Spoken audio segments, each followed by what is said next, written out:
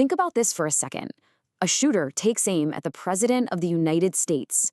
It is the absolute worst case scenario for the Secret Service. If they pull it off, if they succeed, you never hear about it. It's just another Tuesday. But if they fail, they don't just lose a president. They could literally shake the entire foundation of the country. This whole story is about an agency that is defined not by its successes, but by the handful of moments it absolutely could not afford to get wrong. And that's their mission statement. 0. Fail. I mean, think about that. It leaves absolutely no room for error. It's a promise of total perfection in a world that is messy and unpredictable. The pressure is just immense, because the stakes aren't just high, they're literally history itself. And that's the real question, isn't it? What happens when that perfect wall of protection gets breached? Because here's the thing about the modern Secret Service. It wasn't built on some long legacy of success. No, it was forged in the fire of its most catastrophic failures. To really get it, you just have to hear these words from Agent Clint Hill. He was the agent who scrambled onto the back of President Kennedy's limousine that day, just seconds too late. This one quote, it just captures the incredible personal weight of that failure. You know, for us, it's a historical event. For him, it was a burden he had to carry for the rest of his life. So yeah, that one day in Dallas, it became the crucible for the entire agency. The assassination of JFK was this brutal wake-up call that something was deeply, deeply wrong. And that small, kind of under-resourced group of bodyguards, they had to become something else entirely. And they had to do it fast. Just look at the difference. It's night and day. Back in '63, the agency was, well, bare bones doesn't even begin to cover it. You're talking about 350 agents total, only 36 of them assigned to the White House. And the training, it was basically, here's a manual, good luck. Now, compare that to today's massive, high-tech, relentlessly trained force. The transformation is just staggering. See, it wasn't just one mistake in Dallas. It was a complete and total systems failure. The president's route was literally published in the newspaper. Can you imagine? Buildings weren't inspected. The car itself was an open-top invitation to disaster. And the team, they weren't even at their best.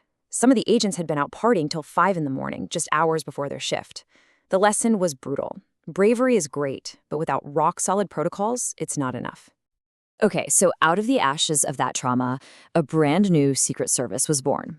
The agency went from being a few guys in suits to this multi-layered technological fortress that moves. And this is the image we all have in our heads, right? The agents in the dark suits, the sunglasses, the earpiece. Their job description is simple and absolutely terrifying. Be a human shield. If something happens, you intercept the threat and get the principal out of there, period. But here's the thing. The agents you can see, they're just the tip of the iceberg. Yeah, for every agent you see, there are so many more you don't. While that protective detail is running away from the danger, getting the president to safety, there's another team, the counter-assault team, or CAT, and they're running towards the gunfire. You've got snipers on the rooftops, plainclothes agents just melting into the crowd, and a whole perimeter lockdown. It's like a symphony of defense, all happening at once. And then there's the car. Oh, man. Calling the beast a car is like calling a shark a fish. It's more of a rolling bunker. This thing weighs 20,000 pounds, is sealed against chemical attacks, and can withstand bullets and bombs. It even carries a supply of the president's blood type, just in case. Remember that open-top convertible from Dallas? Yeah, this ain't that. So they've got the muscle, they've got the tech, they should be all set, right? Well, not quite. Because another near disaster was about to teach them that stopping a bullet is often about knowing it's coming long before anyone even pulls a trigger. So flash forward to 1981. All those post-JFK improvements are in place, and still, a guy named John Hinckley Jr. gets within 15 feet of President Reagan and opens fire.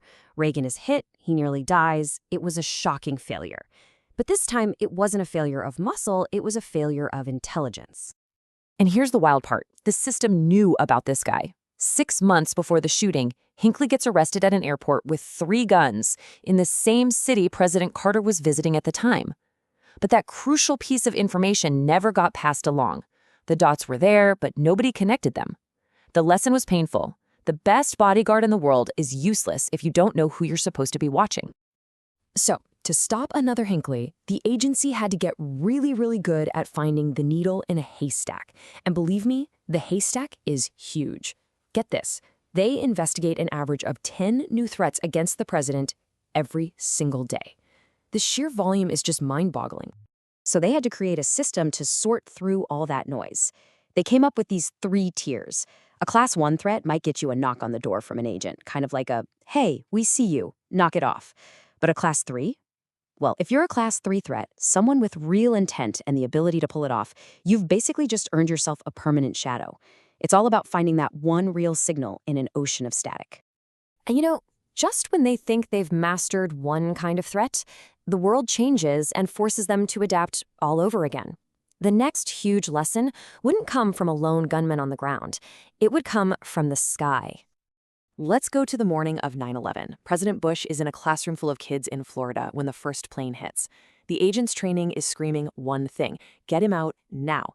But a White House staffer, worried about causing a panic, actually overruled them. For 7 minutes, 7 agonizing minutes, the President of the United States was just a stationary target. Well, after that, a new rule was basically carved into stone. A political staffer can never overrule an agent's evacuation order. Full stop. When an agent says go, you go. The agency was also moved under the brand new Department of Homeland Security, and their mission was officially rebranded as counterterrorism. The takeaway was all about authority. In a crisis, the security chain of command has to be absolute. But even after all this evolution, the modern agency is under an insane amount of strain.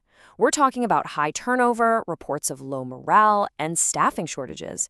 And this is all happening while the threats are getting more and more complex. You've got drones, chemical attacks, you name it. The job has never been harder. And that kind of brings us to this really powerful idea. We've spent this whole time talking about their failures, but that's only because those are the days we actually hear about them. How many successes are there that we will never know about? How many times are we just 1 second, one quick intervention away from history changing forever?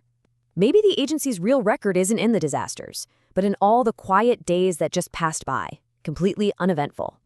Which leaves us with this final question. In a world with lone wolves, terror plots, and technology that's constantly changing, is that mission statement, zero fail, is it even a realistic goal anymore? Or is it a noble but maybe impossible ideal that they just have to chase every single day?